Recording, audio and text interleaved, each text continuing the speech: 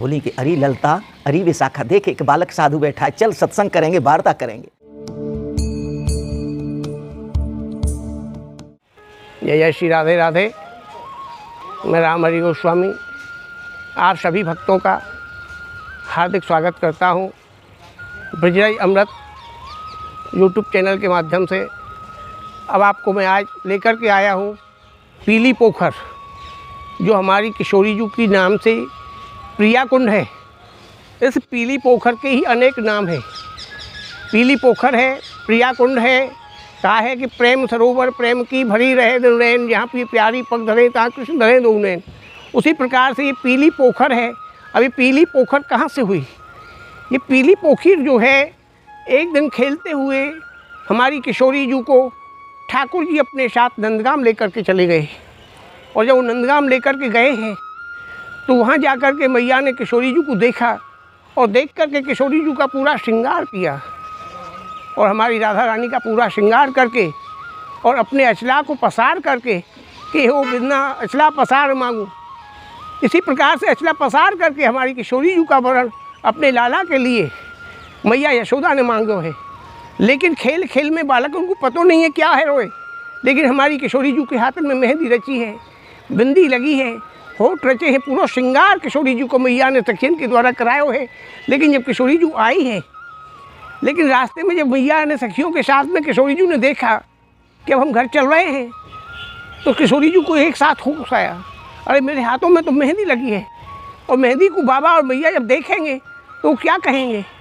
बस उसी समय किशोरी जी ने इस सरोवर में, यहाँ एक छोटा सा तालाब हुआ करता था, छोटा सा पोखर हुआ करती थी, उसी पोखर के अंदर में अपने मेहंदी के हाथ धोए हैं। और मेहंदी के हाथ धोने से इस सरोवर का रंग आज भी मेहंदी जैसे कलर का होता है।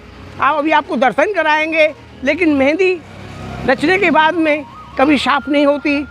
जहाँ से घाटों के लिए जाते हैं, आओ आपको लेकर के चलते हैं और आगे भोले बाबा का दर्शन भी आपको कराएंगे। जीव जंतु का दर्शन होगा, जैसे मोर भगवान हैं, किशोरी जी के लिए बराबर नित्य निहारने के लिए मयूर भगवान या पीली पोखर बराबर आते रहते हैं।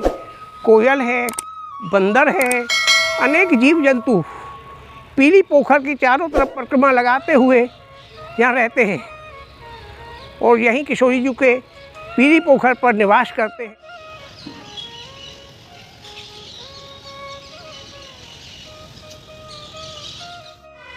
ये है विशेषता इस जल के अंदर में कि देखने में सबको हरा मेहंदी जैसा कलर दिखता है हमारी किशोरी जी का।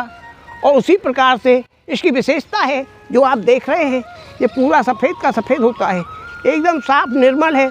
अगर आप इसके अंदर में सिक्का भी डालेंगे तो सिक्का आपको बराबर चमकेगा। ये किशोरी जी की पीली पोखर है जिसका आप दर्शन कर रहे हैं। ये राधा रानी की सरोवर किशोरी जी ने अपने कर कमलों के द्वारा प्रकट की है। और इसका आज भी वर्णन जो है वो यही है कि चाहे कितने बार जल इसको साफ़ कर लो, लेकिन ये अपना कलर बराबर मेहंदी का रखता है। और नहाते समय आपको सफ़ेद मिलेगा, स्वच्छ पानी मिलेगा, जल मिलेगा। आप पीली पोखर की परिक्रमा के लिए चलते हैं।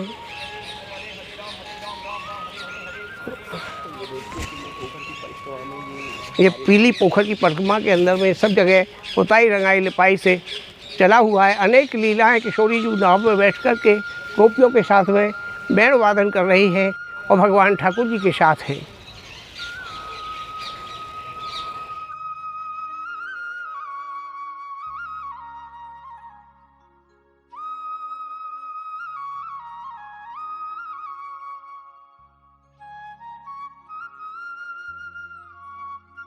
अरे गोस्वामी जी ने अभी यहाँ प्रियेश्वर महादेव के विषय में आपको बताया। ये प्रियेश्वर महादेव, इनको आशुतोष कहा है। आशुतोष का मतलब है शीघ्र ही प्रसन्न होने वाले। ऐसे ये परम भोलेनाथ, इनसे बड़ा कोई वैष्णव नहीं है। इनकी पूजा स्वयं राधा रानी हम आ चुके हैं जैसे सीतमंद रामेश्वर में राम जी ने जहाँ हमारी किशोरी जी शंकर जी का भगवान शंकर की स्थापना की, दर्शन उनकी पाठ पूजा की। पूजन किया करती थी। अभी आपको लेके नंदगांव चल रहे में हैं नंद भवन पर हमारे तिवारी जी के जब पास। लाला का दर्शन करने कन्हैया आए हैं, जब उनको मैया यशोदा ने दर्शन नहीं कराया तो हताश निराश होकर के चले गए। यहाँ यमुना पुलिन पर जा बैठे हैं तो वहाँ आस लगा करके बैठे, मैं इतनी दूर से चल कर के आया, मुझे दर्शन होंगे कि नहीं होंगे। उदास बैठे हैं, कन्हैया ने रोना शुरू किया। फिर बाबा को खोज करके पूर्णमासी पुरोतानी नंद बाबा के पास में भोलेनाथ को लेवा करके लाई। जब राई नोन कन्हैया के ऊपर किया तो जो कन्हैया रो रहे थे उन्होंने रोना बंद कर दिया। तो बाबा को देख करके नंद बाबा बोले कि बाबा पे कुछ जादू है।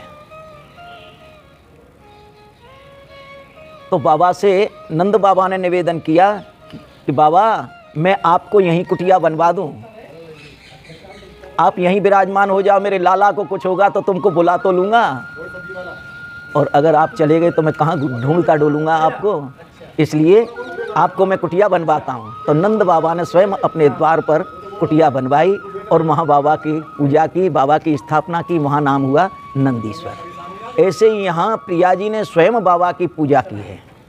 तो प्रिया जी की पूजा करने पर इनका नाम पड़ा प्रियेश्वर। यहाँ बाबा राधा रानी का दर्शन करने के लिए पधारे।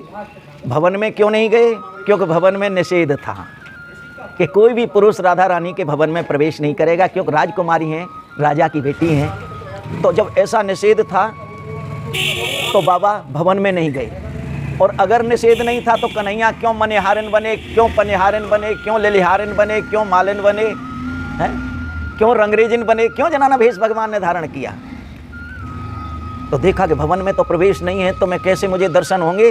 तो ध्यान कर रहे हैं, तो ध्यान में क्या देख रहे हैं कि प्रिया जी अपने सरोवर में नित्य स्नान के लिए आ रही हैं। फिर दूसरा ध्यान किया तो क्या देख रहे हैं कि प्रिया जी अपने सरोवर पर नित्य भ्रमण के लिए जाती हैं। तो भोलेनाथ ने जब देखा कि स्नान को भी जाती हैं, भ्रमण को भी जाती हैं, तो बाबा यहीं आकर के बैठ गए हैं। तब प्रिया जी ने अष्टसखियों के साथ में बाबा को दर्शन दिया है। दर्शन करते ही बाबा गदगद हो गए, मेरा जीवन धन्य हो गया, मेरे बड़े अहोभाग्य, मैं इतनी दूर से चल करके आया है, मेरा मनोरथ पूर्ण हो गया। तो बाबा ने देखा कि सारी सखियाँ छोटी हैं, राधा रानी भी छोटी हैं और मैं इतना बड़ा हूँ, तो बाबा ने यहाँ बाल रूप धारण किया। ऐसे ही नंद भवन में भी देखो री एक वाला योगी द्वार हमारे आया, अंग भभूत बगल मृगशाला सर्प गले लपटाया। देखो री एक वाला योगी द्वार हमारे आया, वहाँ भी बालक बन करके गए हैं और यहाँ भी बाल रूप धारण किया है। यह प्रिया जी की नज़र पड़ी, बोली कि अरे ललता, अरे विशाखा, देख एक बालक साधु बैठा है, चल सत्संग करेंगे, वार्ता करेंगे। जब दौड़ लगाई, जब सन्मुख आई हैं तो क्या देख रही हैं? चंद्रमा, गंगा जी, त्रिशूल, डमरू, बागंबर, हैं, नाग।